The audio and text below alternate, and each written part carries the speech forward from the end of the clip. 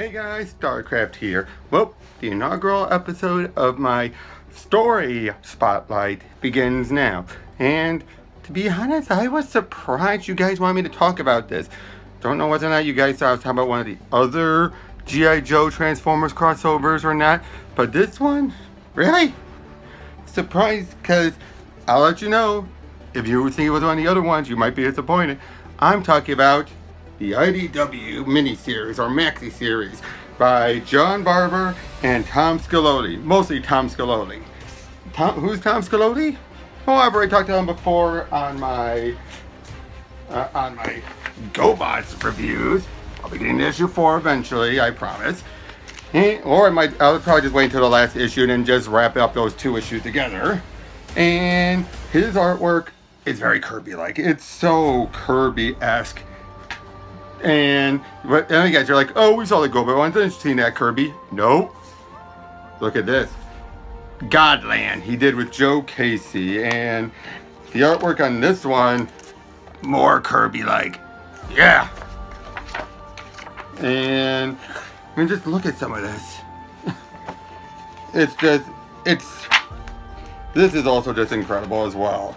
I mean, just look. Woman gets her head blasted off by energies. Jeez. And so, what is this G.I. Joe's Transformers? And also, how is this story spotlight going to go? Well, I'm going to be spoiling things. I think that much is obvious. I'm going to be spoiling the whole thing, talking about it, but I'm not going to be doing a page by page, having the pages in front of me type thing. I'm just going to be talking about it. That's basically what I'm going to be doing, is talking about it, explaining what I like about it. If something has more depth, like when I do in the Elseworlds, I'll be talking a bit more about comparing it to modern day stuff.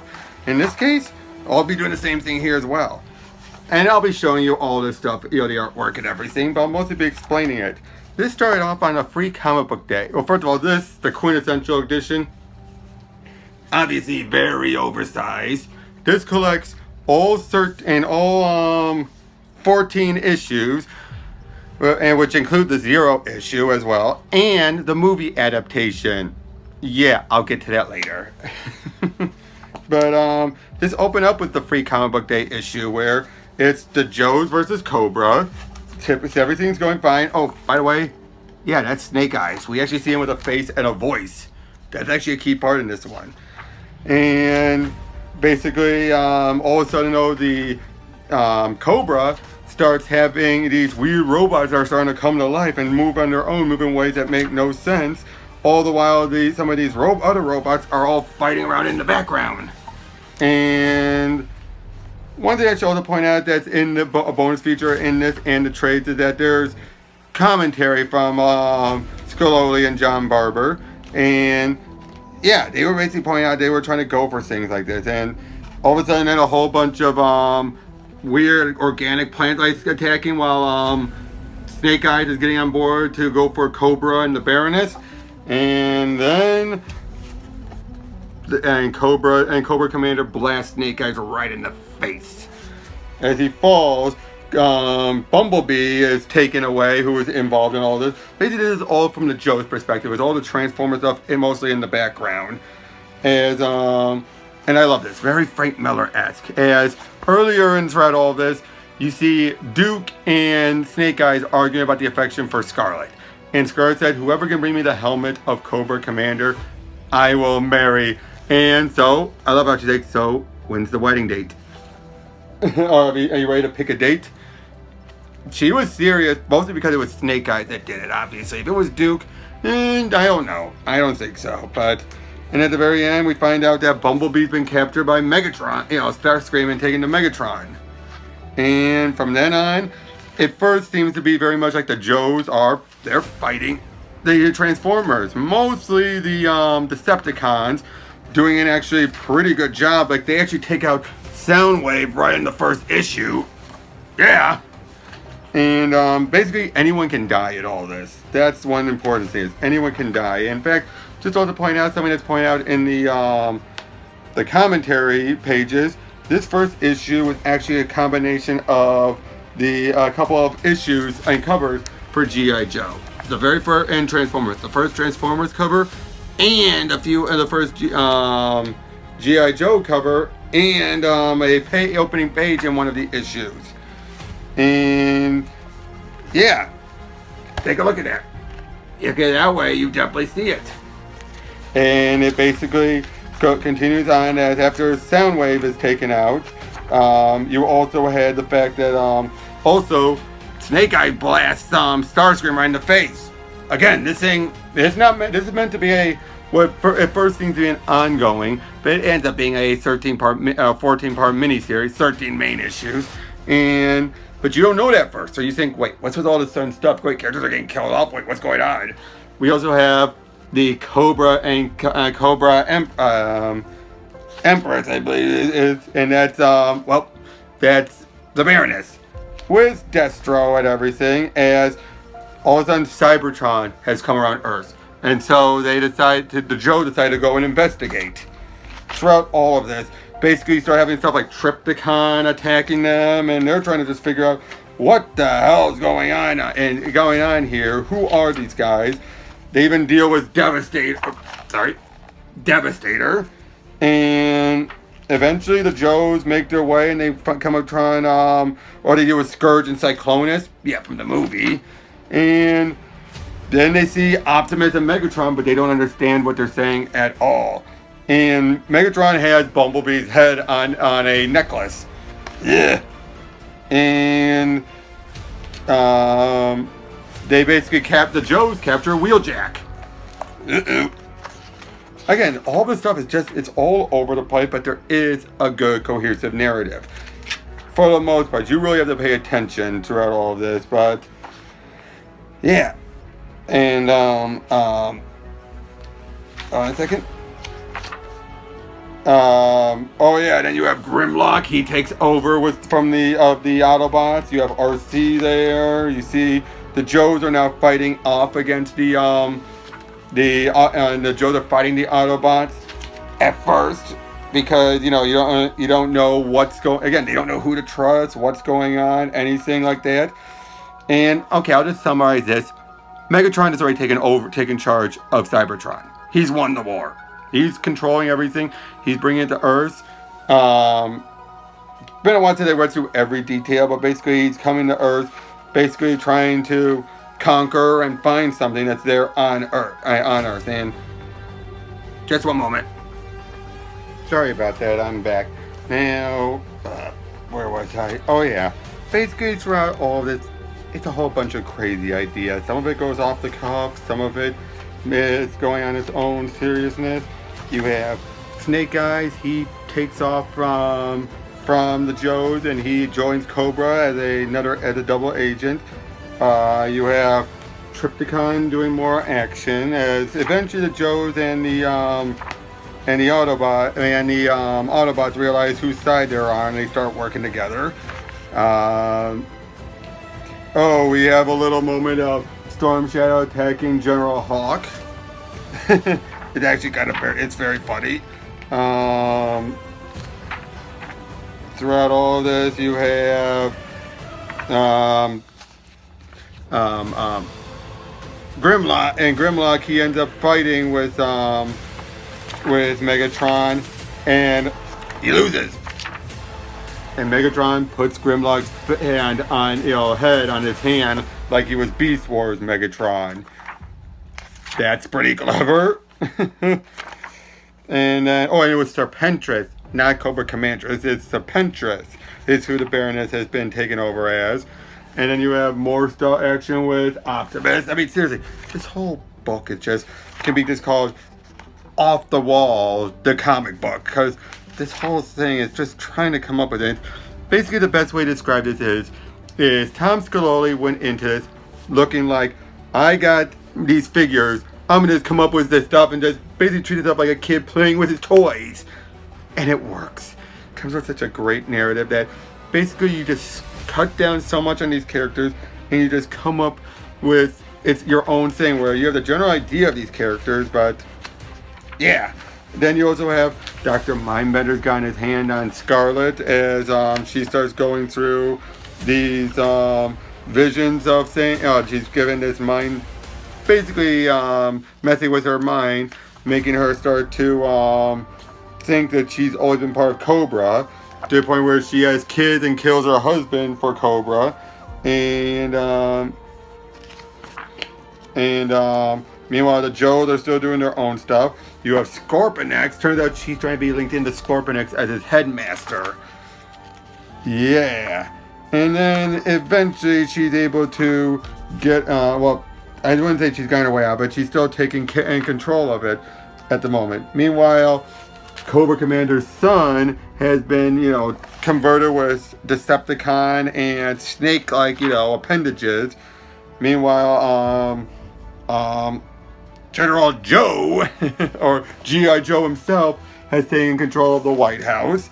You just have, again, all this insanity as everything's going on. And meanwhile, Cobra Commander has returned. He didn't die. Oh, I love this. We eventually get to a fight with Optimus and Megatron. And I love that. First, you have that, and you have him striking another pose. As the fight goes on, until it turns out Megatron has the Matrix of Leadership. Oh, crap. And I love this. It's over, Prime. I'm not immune to charms and nostalgia, but they always no longer appeal. Scuffles are for lesser beings than I. My realm is the greater cosmos. Bear witness to the power of Megatron. Look up!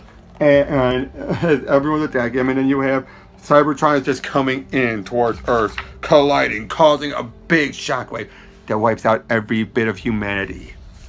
And Megatron kills Optimus, blasting a big hole in his chest. Turns out, though, we find out that all the Joe and the Transformers and the Joes all come back, all connect to the same origins. You have Destro's ancestors are connecting to are connected.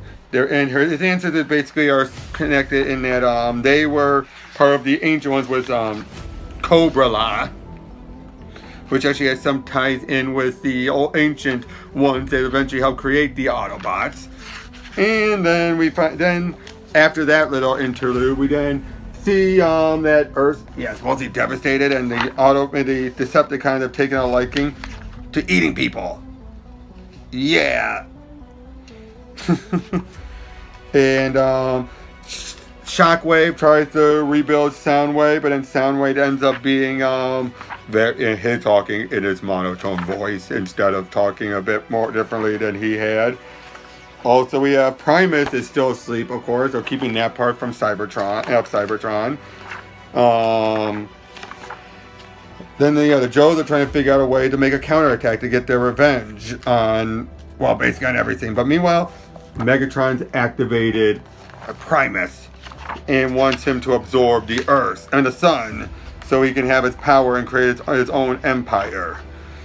And then as that goes on, we then have the Baroness and the Serpentress and Cobra Commander meet up, and they reveal their faces. Yeah, Baroness was just slightly burned, and he was made of snake, and they kiss. Turns out those two are an item in this universe. Yeah, that definitely sounds like a kid being like, Baroness and Cobra Commander. Also, we find out about Snake Eyes' scar. And it turned out it connects all the way back to issue 1 when he scarred Starscream because... Yeah. And then, the sun is being drained by Primus. Everyone's trying to figure out what to do. You have Metroplex dealing with Trypticon. And then you have Dr. Venom, who's been jumping around sides, it seems like. Eventually leads to hold on.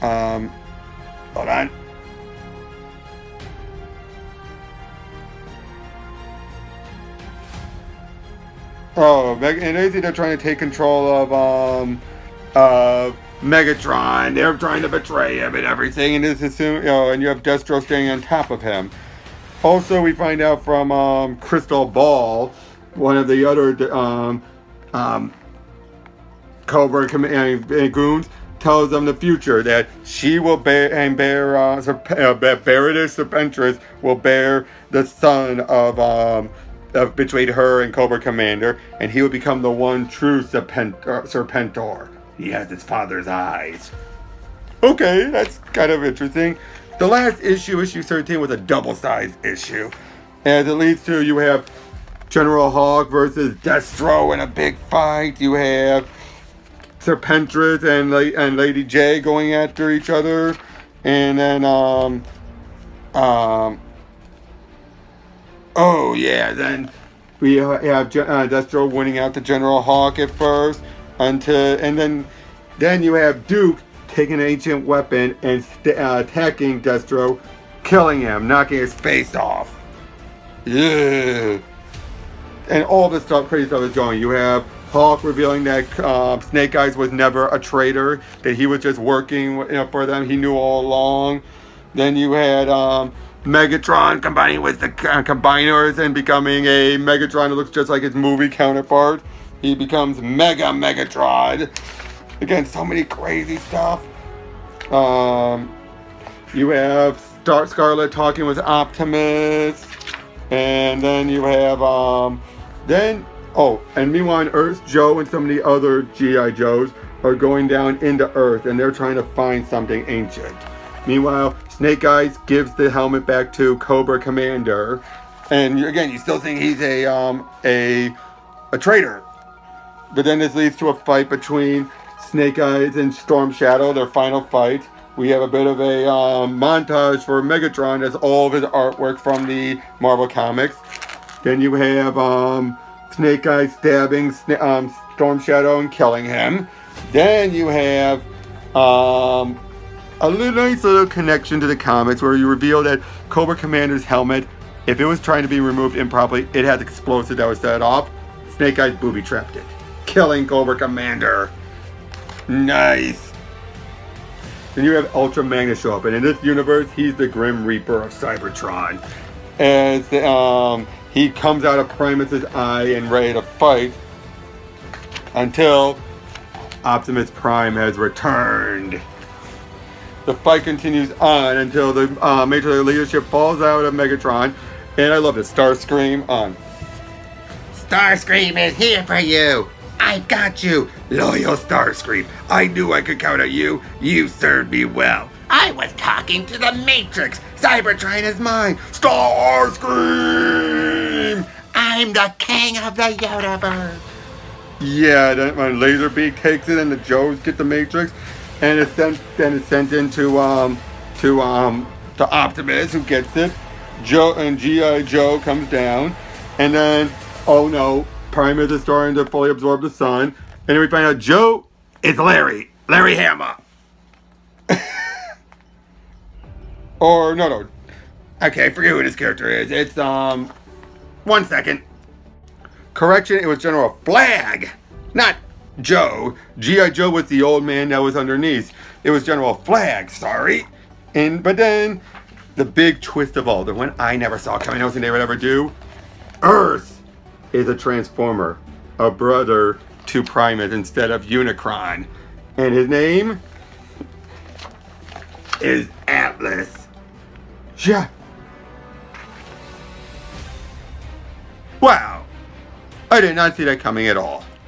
Then you have Optimus being more godlike now. He heals Snake Eyes and makes him normal, as now he and Scarlet can be happy. You see all the Joes are everyone's celebrating. Megatron, first he said he will return as Galvatron. Then we start seeing as Billy, that's Cobra Commander's son, is starting to make his own, combine everyone. Then you see a very pregnant Baroness saying that her son will enjoy your fun time while you can on Mars, Billy, while she's on Venus. Assume they will strike. And then it turns out that Megatron ended up in a version of My Little Pony. Just look at that. They look weird. Then he and the next few pages are taken right from the G.I. Joe comics, but he admits, if you can't replicate it, just rip it. And he did, because they have a funeral for General Hawk. Flag is about to be executed for, all the crimes he's done, but they called off at the last second. Then you see that, turns out in this universe, Snake Eyes, he's a Witwicky. Of course he is. And then turns out, Covergirl and Brawn are getting married? What? Then you're wrapped up as everyone. There's an arc 2 that goes up. Primus is heading back. Yeah, there goes the arc 2 with some of the Joes and the Autobots. You find out that Rodimus Prime is now the prophetic ruler, as he's on Primus still. Then you see a bunch of the Duke and Roadblock. Their kids are going on off until it turns out one of them is Buzzsaw with a Decepticon still as it ends on action. Nice. But that's not the end. Because you see, they actually decided to do what is known as the official comic and Transformers vs. G.I. Joe, the movie, the official comic adaptation, where basically it takes this comic, reduces it down into a hypothetical movie that we've never seen, and then reduces that down even further into a one-issue comic book adaptation. Think about that a second. Comic movies are already of a 13-issue mini. It's already going to cut stuff or change stuff. Then you could get it down even further into a comic adaptation, which is going to reduce up even more. You get a bunch even more batshit insane. As you think it's going to be a similar thing, it'll just condense down. Nope, there's more and more changes. As you know, they summarize how they could bring the war to Cybertron and all that, but turns out Serpentor is actually here and all the other Cobra commanders.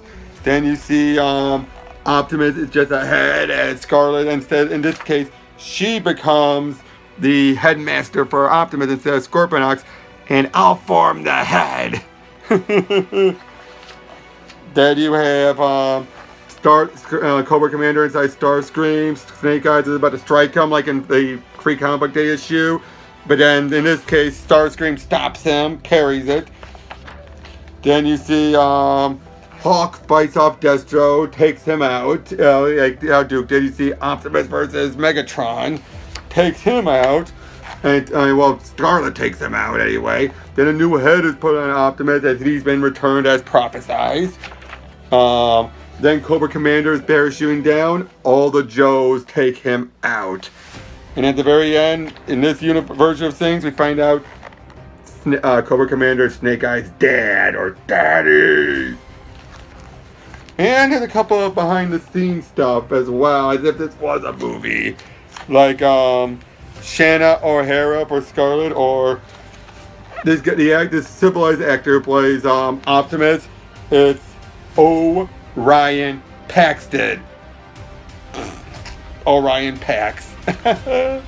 And that's pretty much it. A bit shorter, but given how crazy and off the walls it is, and I'm trying to just summarize it to you guys, even though I'm still spoiling stuff, it is just off the walls. I highly recommend it.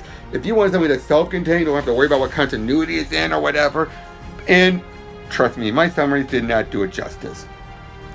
This is a case where you have to read it to get it. I'm trying so my hardest, but it's so. Or you can go to the Transformers wiki and look at it, because it did a pretty well good summary of itself right there. And yeah, hope it was what you guys wanted.